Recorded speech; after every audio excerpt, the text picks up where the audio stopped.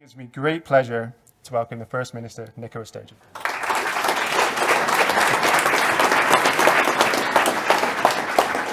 Thank you, Dec. Thank you, David, and thanks to all of you for being here this evening. It's a genuine pleasure for me to be here in the Barclays campus. The last time I was here in this campus was at the official opening back in October last year, I think, and it was clear then that this campus was going to have a truly transformational role in regenerating this part of the city of Glasgow.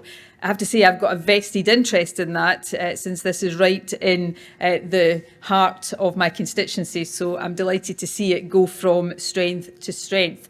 Of course, we're not just here because this is a fantastic venue, in David's words, a really sexy venue to be in. I think that's probably going to be the new strapline for Barclays Glasgow. It is a great venue, but of course we're here tonight also because Barclays will be the host of the Glasgow Tech Scaler Hub, and that is good news, and I think a further demonstration of how important this campus is going to be, not just to Glasgow, but to Scotland as a whole.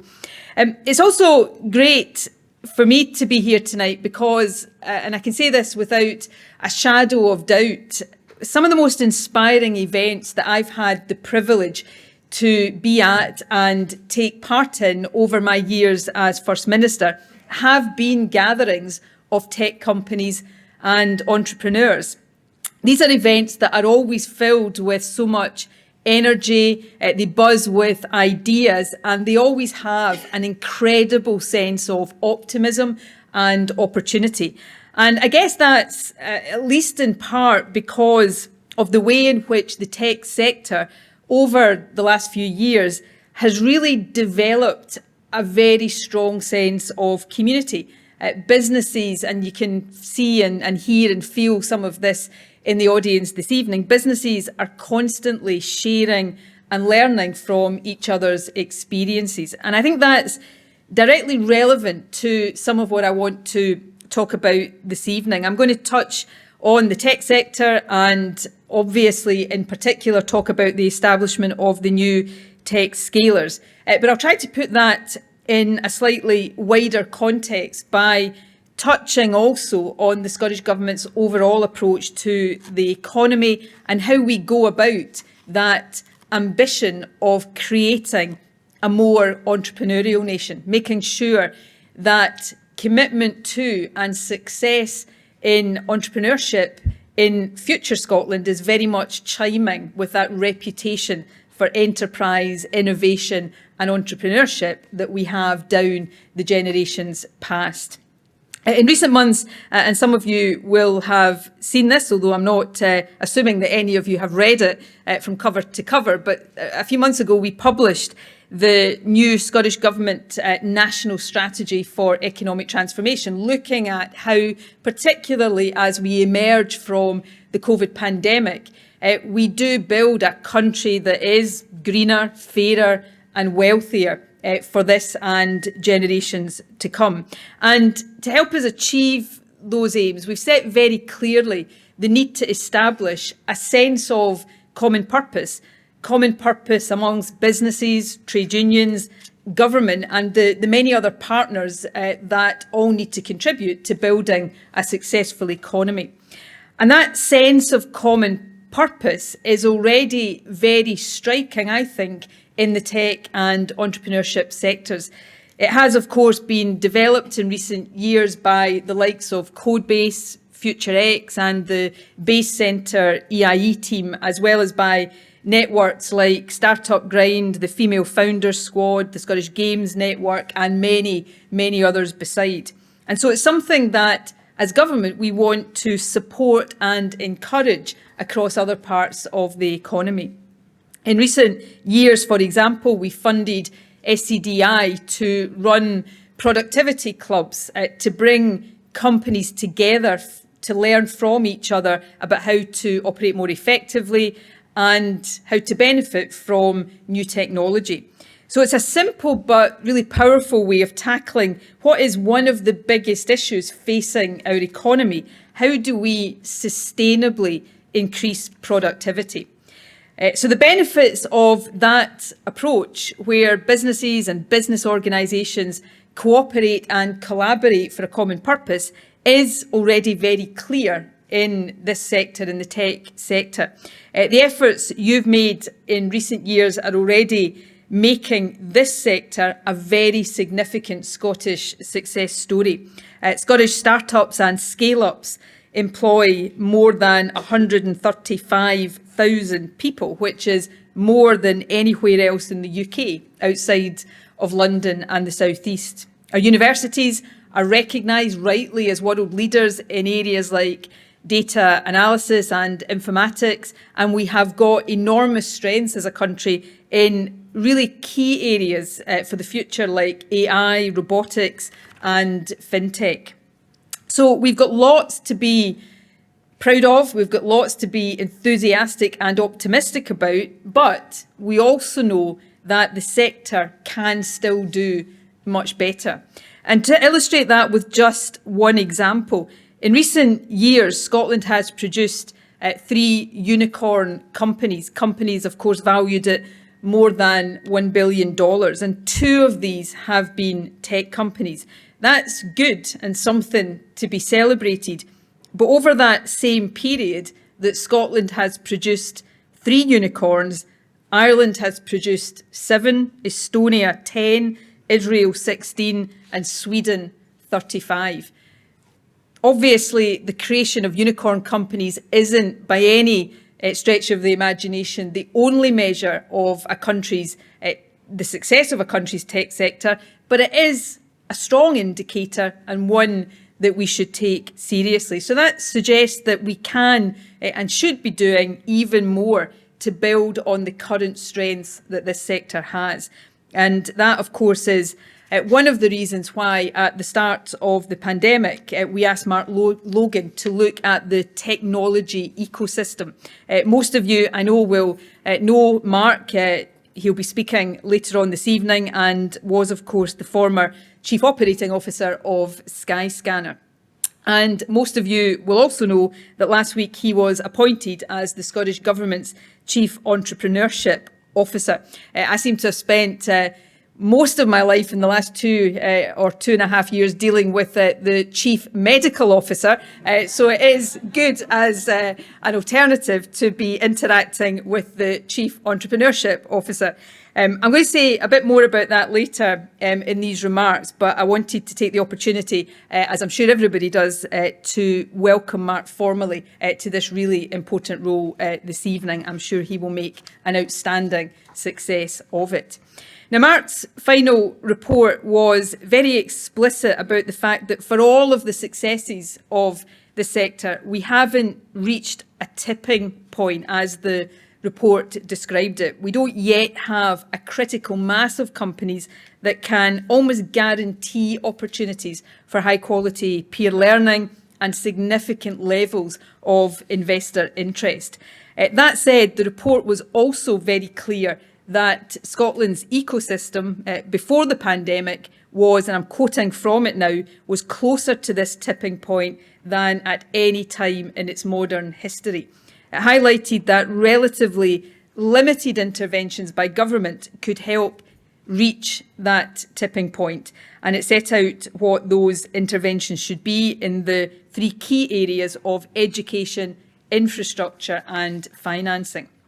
The Scottish Government has started implementing these recommendations. For example, we've established a new organisation called Scottish Teachers Advancing Computing Science and are designing a new plan for skills development for computer science teaching.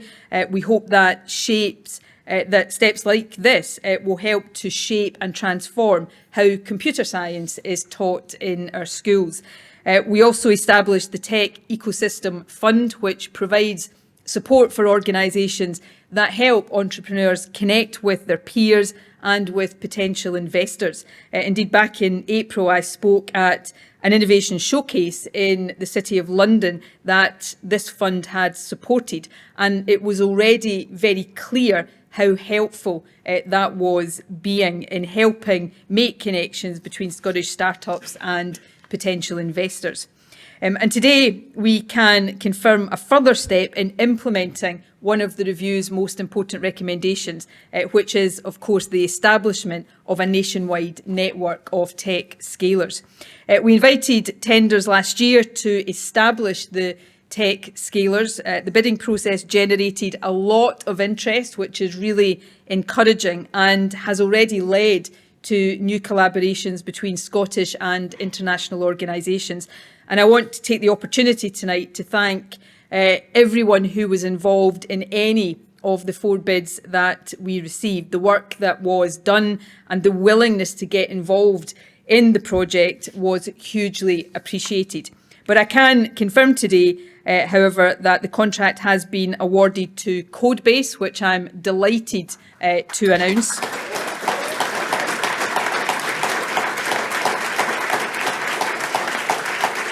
And congratulations to CodeBase. Obviously, they currently run a very successful tech incubator in Edinburgh.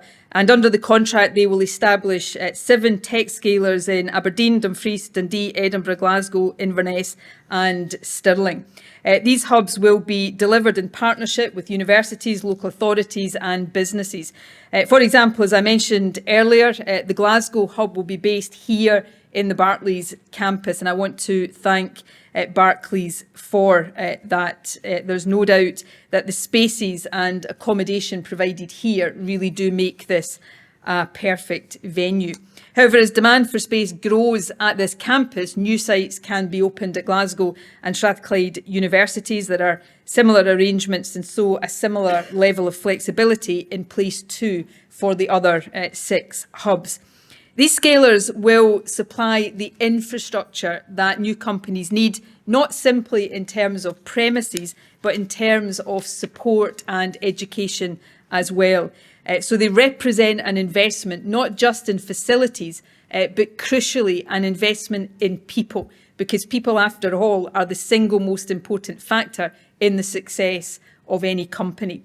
The scalers, for example, will offer 5 separate courses for companies at different stages of development from new startups onwards.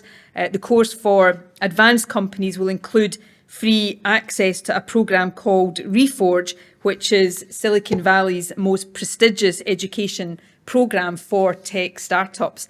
And that's a good example of how the tech scalers won't simply encourage peer learning within Scotland, they will also look much further afield.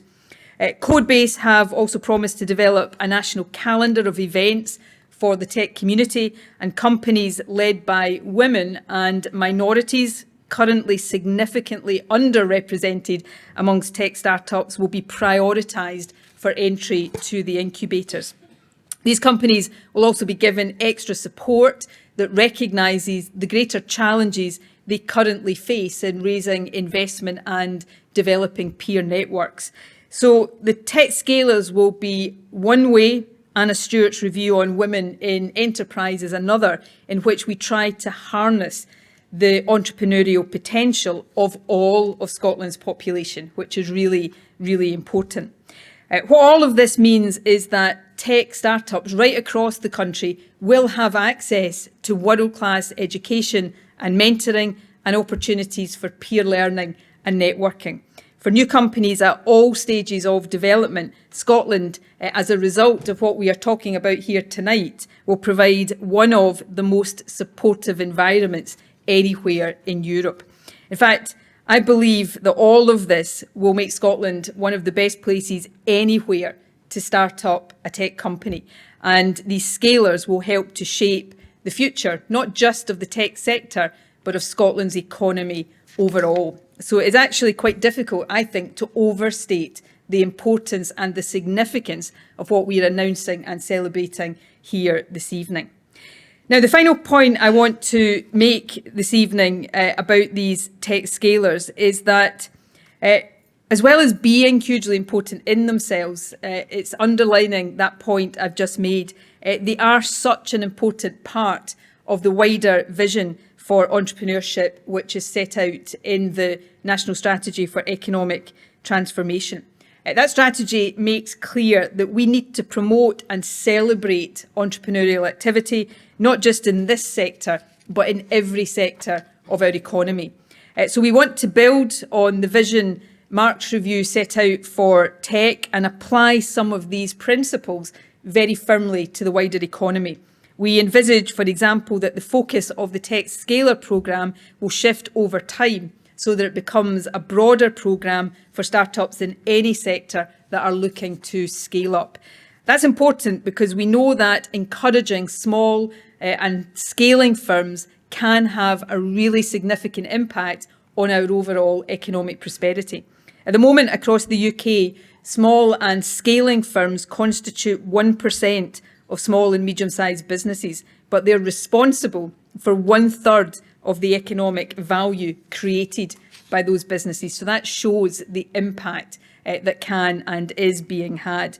And these companies, of course, are also a really important source of innovation, something that is vital if we are to raise prosperity while also addressing the climate crisis and all of the other challenges that we face as a country, indeed as the world faces. So when we consider some of the goals that the National Strategy sets out, not just about productivity and innovation, but also around promoting well-being, we know that we can't achieve these unless we create an environment that enables and encourages more entrepreneurs. So supporting entrepreneurship is one of, in my view, the most important interventions any government can make in an economy. So that's why the new role Mark is taking up as Chief Entrepreneurship Officer is such a vitally important one. And it's why I want to be very clear to you this evening that the Scottish Government is determined to do everything we can to create a more entrepreneurial nation. Indeed, that's why we're investing in these tech scalers at a time when we're facing a tough public spending environment, because we know that by providing the right environment for business, government action can help to support a much stronger and more sustainable economy.